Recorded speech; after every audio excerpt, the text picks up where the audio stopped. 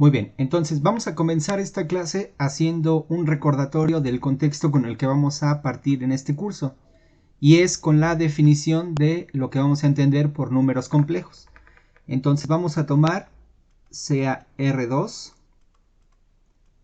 junto con dos operaciones, suma y producto, definidos en él, y que, como dijimos, iban a otorgarle la estructura de campo. Entonces vamos a tomar R2 con la suma y el producto, el campo, donde la suma y producto,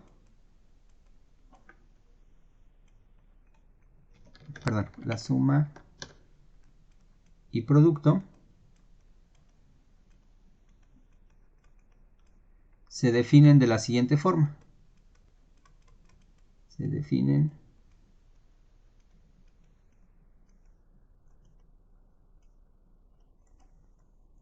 de la siguiente forma.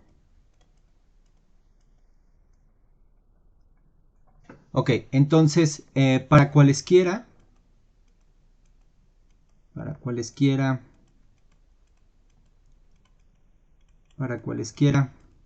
Z1 con coordenadas X1, Y1 y Z2 con coordenadas X2, Y2, ¿verdad? Entonces la suma se define de la siguiente forma. La suma, que vamos a denotar como Z1 más Z2, se va a definir de la siguiente forma. Se va a definir coordenada a coordenada, es decir, al igual que en el caso de R2 visto como espacio vectorial, vamos a definir Z1 más Z2 como X1 más X2, Y1 más Y2. Y el producto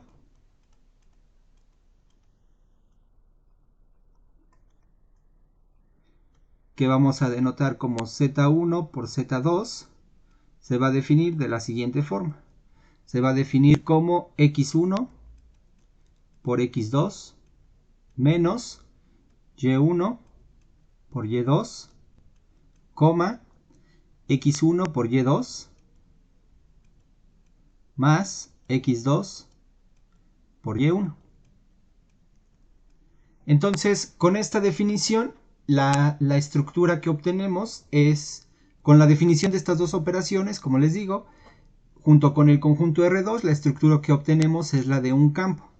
Y entonces, precisamente, este campo es lo que nosotros vamos a llamar números complejos. Entonces, en ese sentido, la definición que hicimos la vez pasada es que se define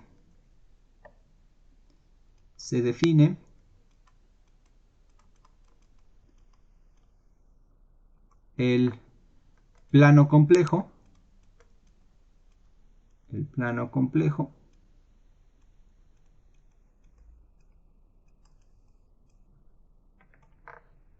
que vamos a denotar como C, el plano complejo C, como, pues precisamente este campo, R2, junto con la suma y el producto, ¿no? Es decir,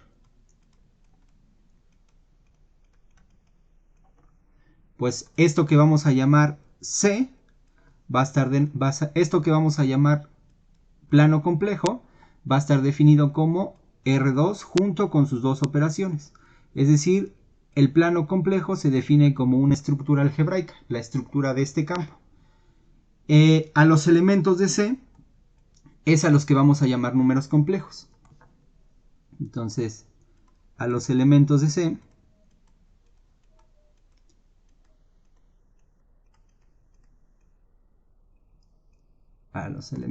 C les llamaremos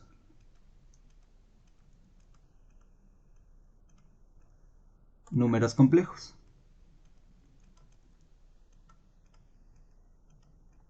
Números complejos. Muy bien.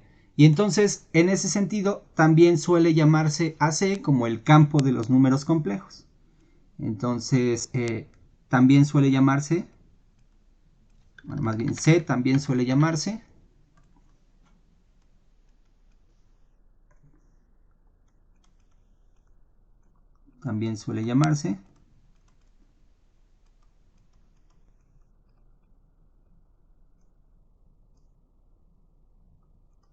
como el campo de los números complejos, ¿no? Entonces, el campo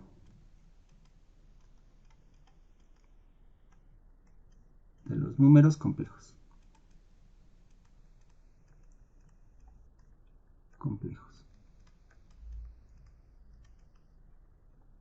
Muy bien, entonces esta es la estructura con la que vamos a partir en este curso. Esta es el plano complejo y a sus elementos es a lo que vamos a llamar como números complejos. A veces, digamos, la identificación de C solamente con R2 se hace porque se está considerando todo el tiempo que no se está haciendo la definición del plano complejo o de los números complejos como el espacio R2 en sí mismo, es decir, como conjunto de parejas ordenadas, sino se está haciendo la definición como ese conjunto junto con las dos operaciones que definimos.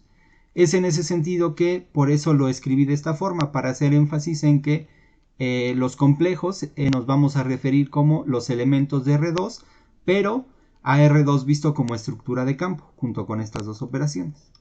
Y entonces, bueno, es algo más o menos rutinario probar que en efecto R2 es un campo, es decir, probar que la suma y el producto son conmutativos, asociativos, que se cumplen las leyes de distribución, etcétera. Pero creo que al menos sí es importante que hagamos, digamos, énfasis en quiénes son los elementos distintivos de este campo. Entonces, a manera de observación, simplemente los voy a recordar, ¿no? Y a decir quiénes son. Entonces, vamos a hacer una observación. Entonces, observación.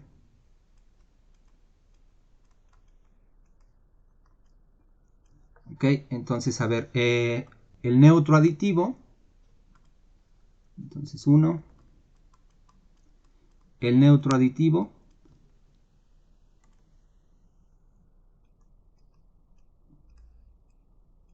El neutro aditivo.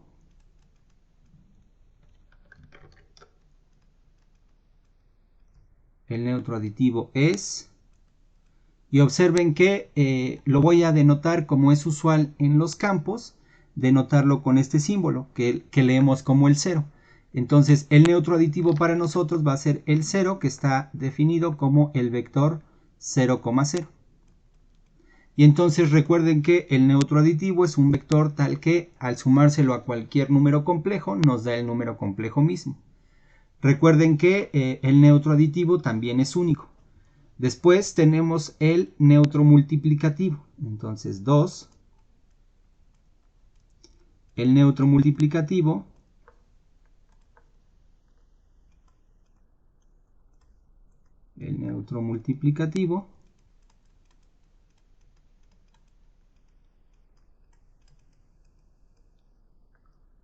es, lo vamos a denotar de la siguiente forma. Lo vamos a denotar como el 1 y está definido como el 1,0. Este va a ser nuestro neutro multiplicativo, que digamos, recuerden que esta notación, tanto esta como esta, es simplemente notación formal, es decir, el 0 y el 1 se utilizan como símbolos para denotar a estos elementos distintivos del campo. Más adelante, ahorita que veamos una forma de hacer una identificación entre R con un subconjunto de los complejos, vamos a dar la interpretación que en efecto estos son el 0 y el 1 de los números reales. Entonces, pero antes de hacer eso, vamos a recordar quién es el inverso aditivo de cada vector, ¿no? Entonces, 3, el inverso aditivo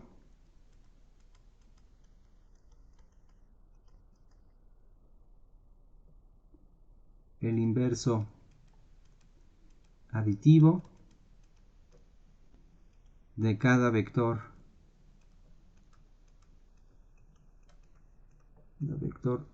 z igual a x, y es, bueno, a ver, para conservar la anotación que estoy haciendo aquí, le voy a poner así. Entonces, a ver, el inverso aditivo. El inverso aditivo de cada vector z es el vector que lo vamos a denotar como menos z y que va a estar definido como menos x, menos y. Recuerden que este inverso aditivo también es único, desde luego, y es el que satisface que para cada vector z, cuando yo lo sumo con z, me da el neutro aditivo, es decir, el 0. Después tenemos el siguiente vector distintivo, que es el inverso multiplicativo de cada vector distinto de 0. Entonces, 4. Entonces, sea z igual a x, y igual a x, y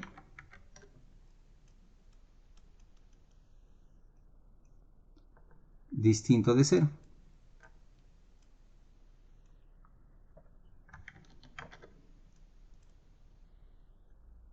En C, ¿no? Entonces, el inverso multiplicativo, es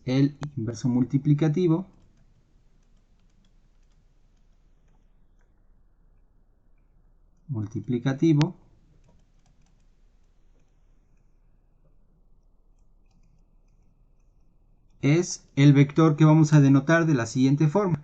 Lo vamos a denotar como z a la menos 1 y va a estar definido de la siguiente forma. Entonces, es este vector, es igual a el siguiente vector. Vamos a, en principio no se ve del todo claro por qué tiene esta forma, pero ahorita vamos a dar un argumento del por qué tenemos que definirlo de esta forma. Entonces va a ser el vector que tiene como coordenadas, como numerador en la primera entrada, va a tener la coordenada x del vector z y va a estar dividido entre x cuadrado más y cuadrado. Y como segunda coordenada va a tener la siguiente expresión, va a ser menos y dividido entre x cuadrado más y cuadrado. Y este va a ser nuestro inverso multiplicativo. Entonces, quizá de este vector sea el único que conviene dar un argumento del por qué tiene esta forma, pero antes de hacerlo, al igual que en el caso de las operaciones de multiplicación de esta forma, con coordenadas y la forma que tiene este inverso, casi nunca lo vamos a utilizar. Entonces, nada más hago la precisión de que más adelante daremos una forma más fácil de recordar esta expresión. Entonces, más adelante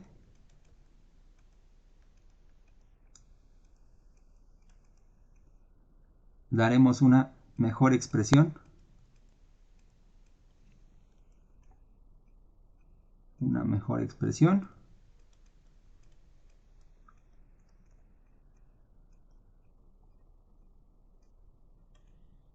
A z a la menos 1. ¿No? Entonces le voy a poner así, una mejor. Bueno, pero entonces, a ver, ¿por qué? Vamos a dar un argumento del por qué el inverso multiplicativo de cada vector z tiene esta forma. Entonces, la razón es la siguiente. Vamos a tomar entonces, como aquí lo indica, vamos a tomar un vector z distinto del 0. Entonces, voy a pasar a la siguiente diapositiva.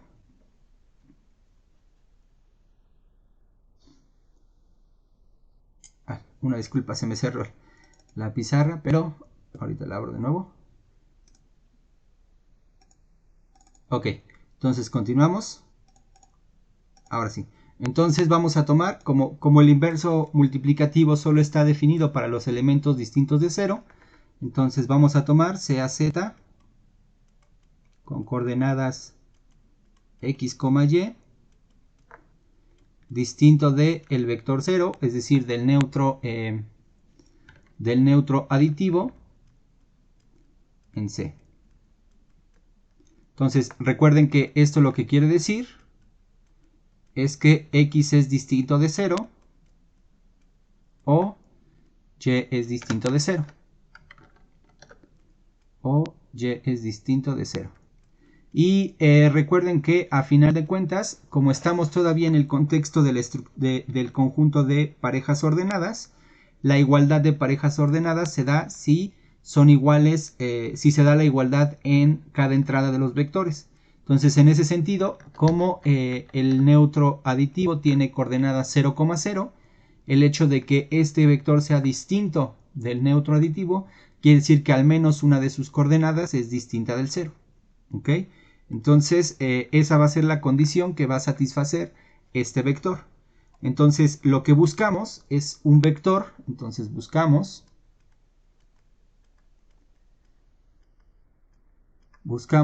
un W que tenga coordenadas W1, W2, ¿verdad? Tal que en C, tal que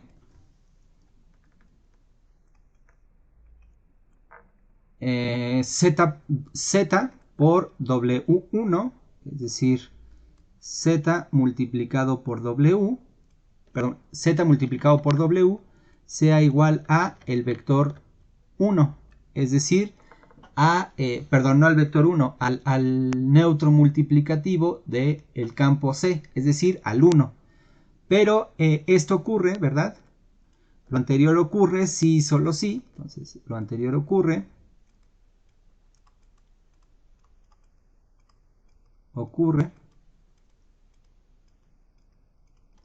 si y solo si, pues el producto, ¿verdad? Es decir, el producto de x, y con el vector W1, W2 es igual a el vector 1, 0. Lo cual ocurre si y solo si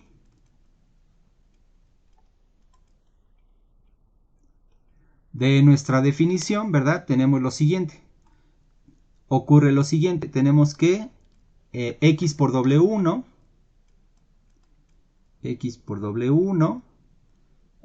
menos y por W2, coma, y por W1, más x por W2 o x por W2 es igual al 1,0. Entonces, de este modo podemos observar que de este modo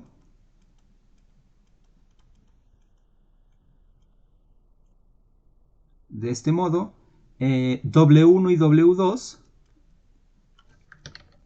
y W2 son soluciones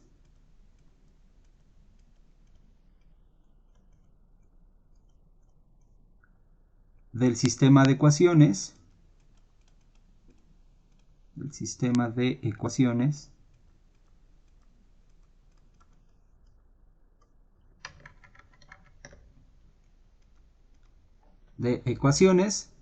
pues este de aquí arriba, x por W1 menos y por W2 es igual al 1 y y por W1 más x por W2 es igual al 0.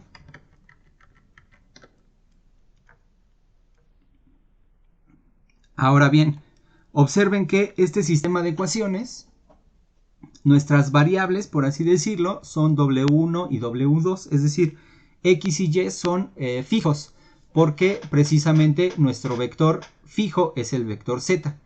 De tal manera que buscamos un vector cuyas coordenadas satisfagan este sistema de ecuaciones. Ahora, nosotros tenemos en la regla de Cramer una condición suficiente y necesaria para que este sistema de ecuaciones tenga una única solución.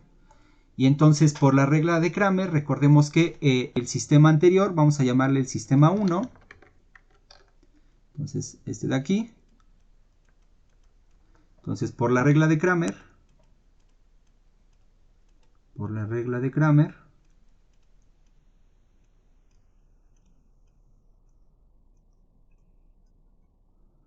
1 tiene una única solución. Tiene una única solución.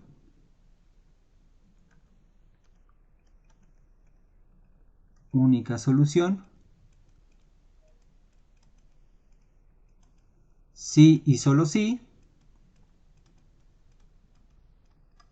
el determinante de la siguiente matriz es distinto de 0. Entonces, el determinante de la matriz X menos Y con Y y X es distinto del 0. Pero en efecto, ¿verdad? ¿Por qué en efecto? Porque en efecto, si ustedes observan, voy a copiar este determinante de aquí. Si ustedes observan, el determinante no es otra cosa más que el siguiente número. Si desarrollamos el determinante, esto de aquí nos va a dar x cuadrada. Después nos va a dar menos y por y me va a dar más y cuadrada. Entonces esto de aquí me da más y cuadrada, lo cual es mayor que 0, pues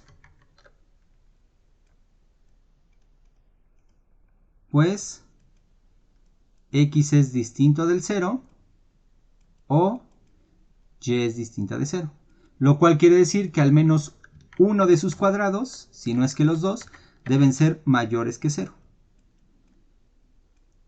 Y entonces, este determinante en efecto es distinto de 0, de hecho siempre es mayor que 0, y por lo tanto existe una única solución a este sistema de ecuaciones. Además, sabemos quién es la única solución, ¿verdad? Entonces, además,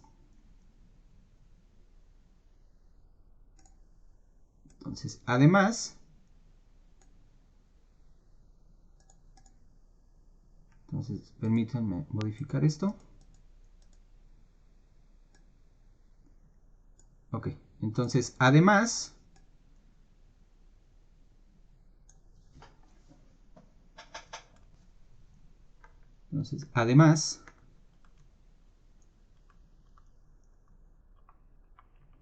la única solución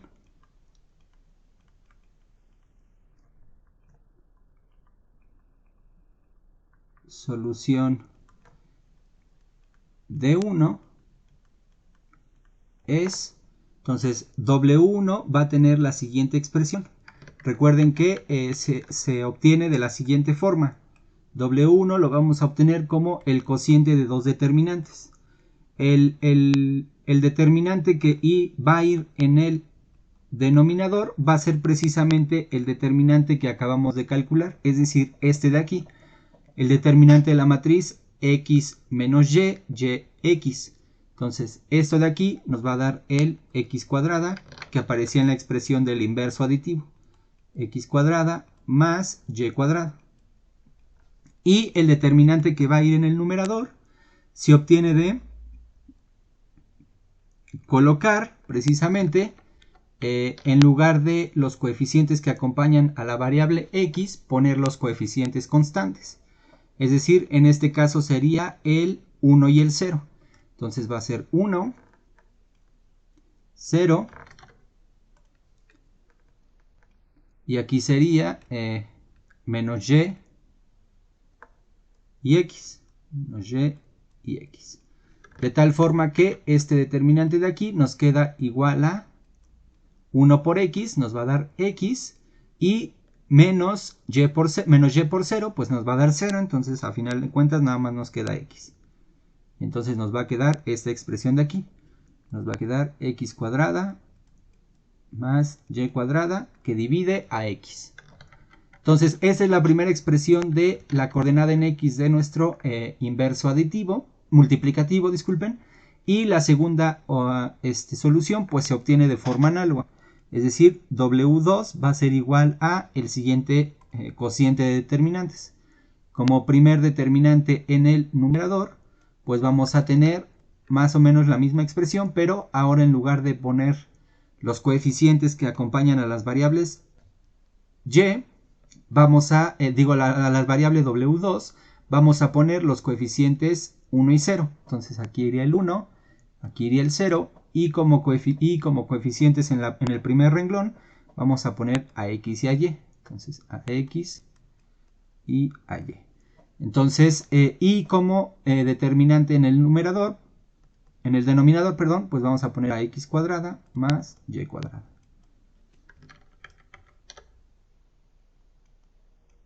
De tal forma que al desarrollar esto nos queda x por 0 me da 0 y 1 por y me da menos y. Entonces me da menos y. Dividido entre x cuadrada más y cuadrada. Y ahí está entonces que en efecto esta es la expresión que habíamos propuesto como nuestro inverso multiplicativo. Entonces es de ahí de donde sale.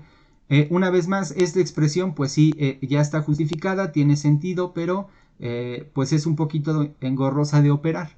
Combinada con la expresión de la multiplicación, pues sí se vuelve un poco engorrosa. Entonces vamos a más adelante deducir una expresión más fácil de trabajar con ella para que podamos realizar los cálculos. Entonces, de momento, hasta aquí tenemos la justificación del por qué ese es nuestro inverso multiplicativo.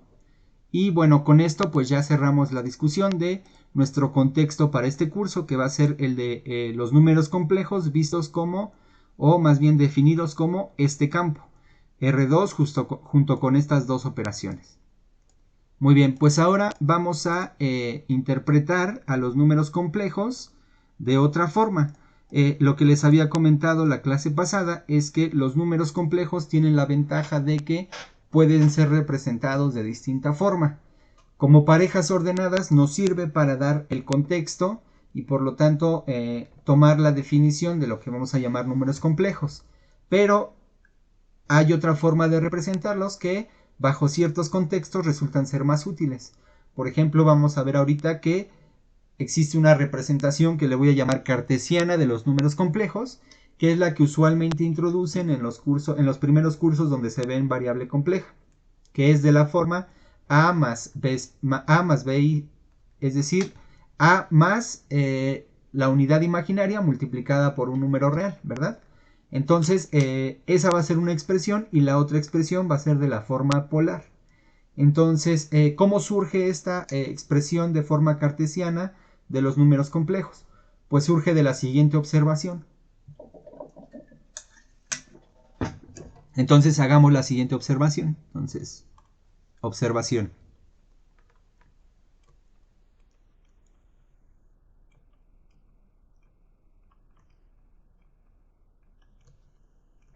Ok, entonces hagamos la siguiente observación. Entonces sean x, y en R. Entonces, con las operaciones de suma y producto definidas en C, entonces con las operaciones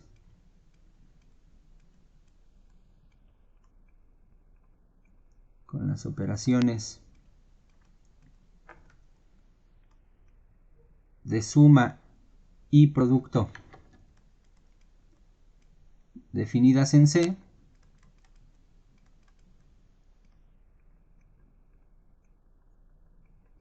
podemos observar lo siguiente. Podemos observar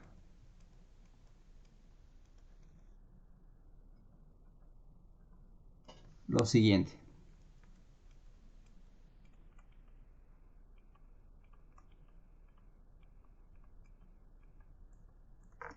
Fíjense que cuando tomo la suma de este número complejo, el número complejo x, 0, y lo sumo con el número complejo y, 0, pues es fácil ver de la suma de números complejos que obtengo la siguiente expresión. Un número complejo cuya primera entrada es x más y su segunda entrada es 0.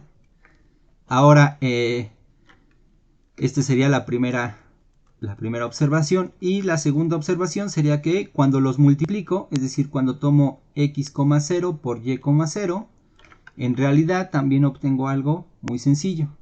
Obtengo este número complejo. x por y, 0. Entonces, fíjense que en cierto sentido lo que estamos viendo es que cuando operamos con las operaciones de C a estos complejos particulares, a los complejos de la forma x, 0 y y, 0, entonces se comportan como números reales en el sentido de que esta coordenada, ¿verdad?, tiene exactamente la misma forma que tiene la suma y el producto en los números reales. Entonces, eso nos dice que en realidad los números complejos de esta forma se comportan como R. Entonces, lo anterior quiere decir, entonces, así, podemos notar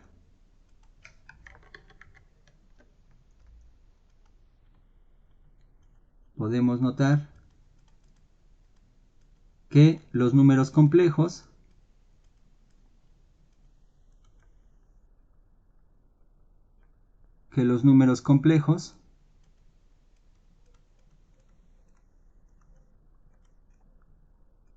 de la forma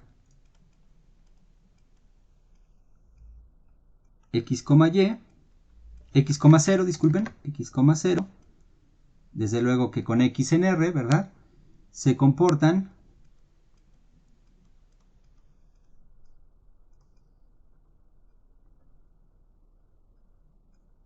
con las operaciones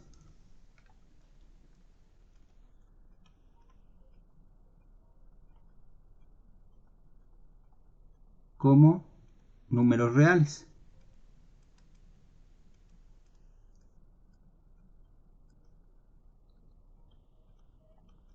Más aún,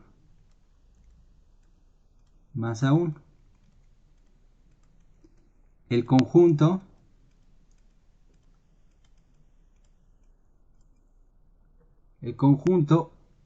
X que vamos a definir como el conjunto de todos los números complejos de esta forma, x, 0, tal que x está en R, que desde luego es un subconjunto de X de R2, este conjunto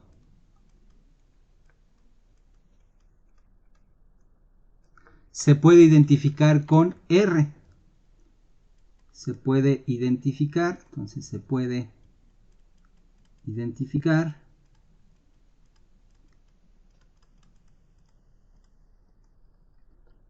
con R. ¿Sale? Entonces, de forma más precisa, lo que eso quiere decir, que este conjunto se puede identificar con R, dicho de forma más precisa, es de la siguiente forma. Entonces, de forma precisa,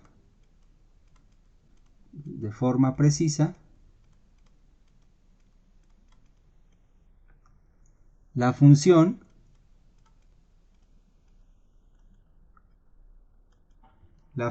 phi de R2, digo de R en X,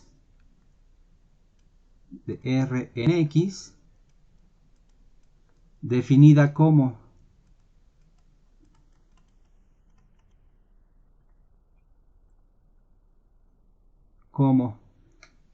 phi aplicada a cada número real X lo envía al complejo X, 0, y esto para cada X en R, es un isomorfismo de campos.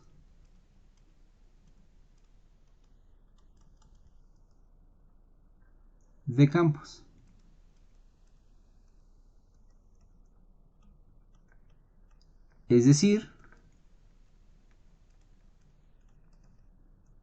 la siguiente proposición. Entonces, proposición.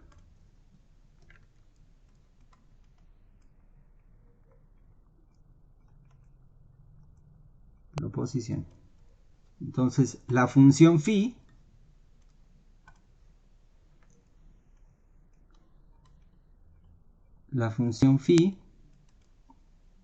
satisface lo siguiente.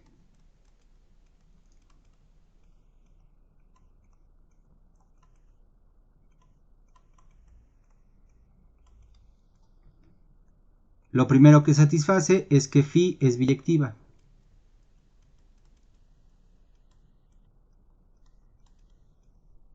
Y la segunda cosa que satisface es que respeta las operaciones en R con respecto a las operaciones en C. Es decir, cuando yo le aplico phi a la pareja, al número real x, y, pues esto me lo envía a la siguiente suma de números complejos.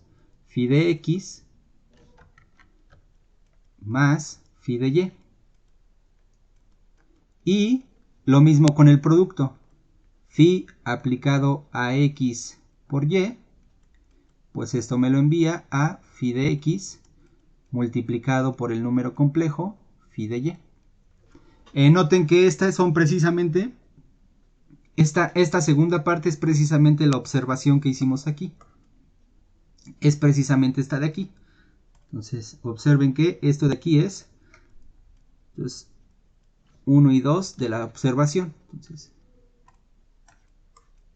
es 1 y 2 de la observación.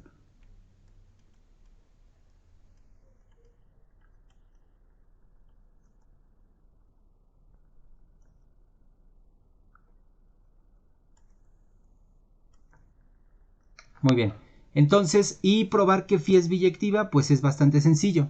Entonces, lo importante de esta proposición es que en efecto, entonces a x lo podemos identificar con los números reales, o bueno, al revés, r lo podemos identificar con x, y por lo tanto, quiere decir que cada número complejo de esta forma lo podemos identificar con el número real x. Entonces voy a escribir eso. Entonces, a ver. Entonces, precisamente la proposición anterior, la proposición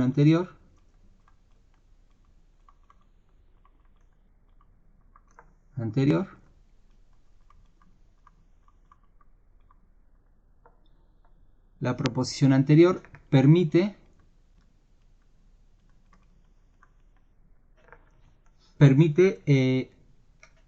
identificar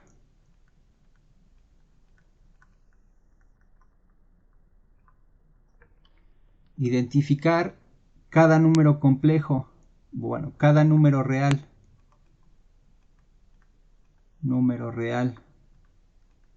x con el número complejo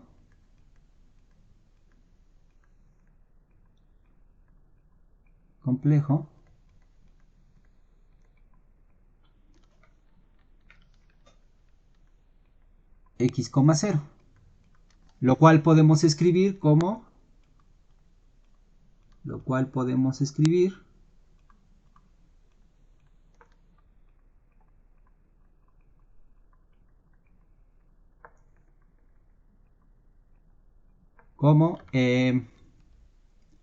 podemos escribir de la siguiente forma, lo cual podemos escribir como x igual a x, 0. Y entonces, con esta identificación, fíjense que entonces cada número complejo lo estamos identificando con un número real. Y esto nos permite concluir que en realidad R es un subconjunto de los números complejos. Esa es como la gran conclusión de todo esto que hicimos. Entonces, por lo tanto,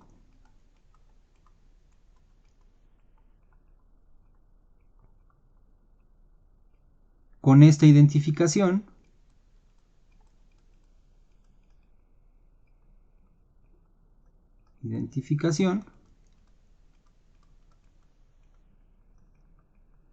los números reales son un subconjunto de los números complejos.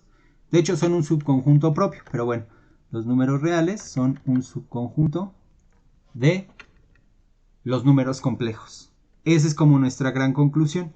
Y entonces fíjense que en efecto lo que les comentaba al principio, esta forma de denotar a los inversos, a los neutros aditivos y multiplicativos, pues ya toma un mayor sentido. Este neutro aditivo no solamente es formalmente el número complejo que se va a denotar como 0, sino que además tiene la interpretación de que es el 0 de los números reales. Y lo mismo para el neutro multiplicativo. no solamente está escrito como el 1 para denotar el elemento neutro multiplicativo en el campo, sino que coincide con el neutro multiplicativo de los números reales. Y entonces, pues eso es la gran importancia de hacer esta identificación. Pero además de la importancia de hacer esta identificación respecto a esa interpretación de los números reales, también nos va a permitir escribir o dar otra expresión de los números reales. Entonces, para eso vamos a definir primero el siguiente número importante. Entonces, definición.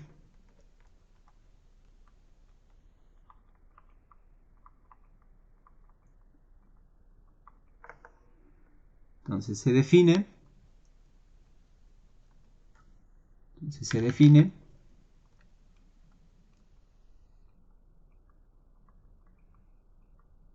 Se define la unidad imaginaria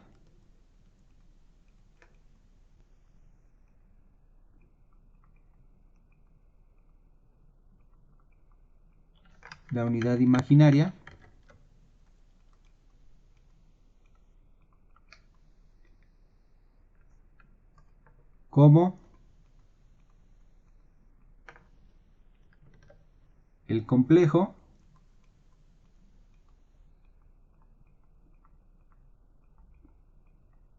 cero coma uno. ¿Ok? Entonces a la unidad imaginaria la vamos a definir como este número complejo. Dicho de otra forma, el complejo 0,1 es lo que vamos a llamar unidad imaginaria. Y la vamos a denotar de la siguiente forma. Entonces, y se denotará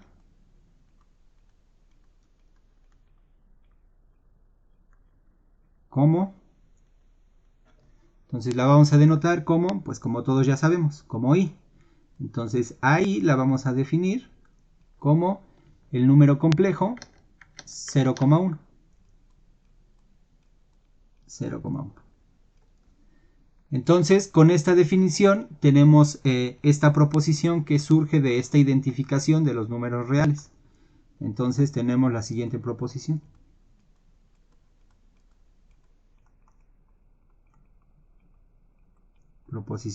Entonces,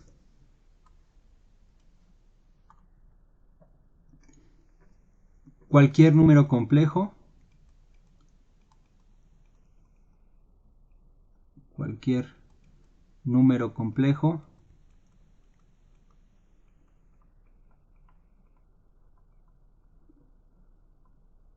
z igual a x, y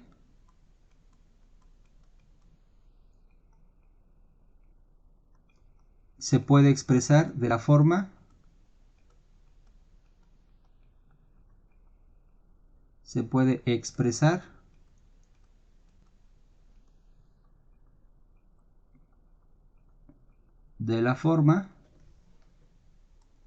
z igual a x más y veces y.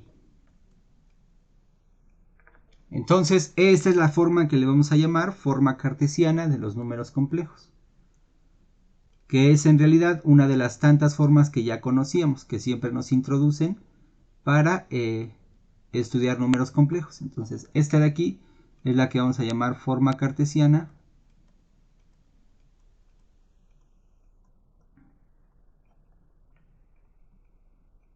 de los números complejos.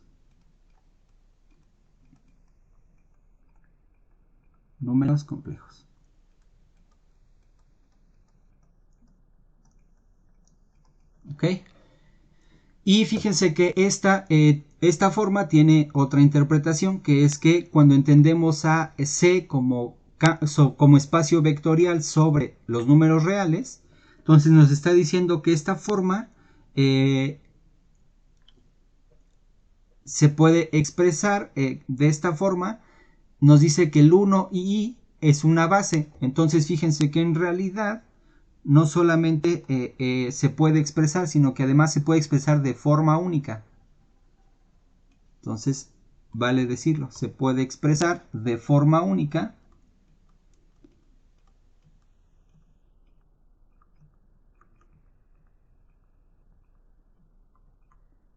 de la siguiente manera.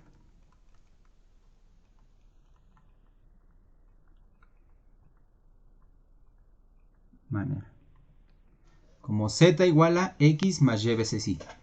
Pero bueno, esta proposición la demostramos la siguiente clase.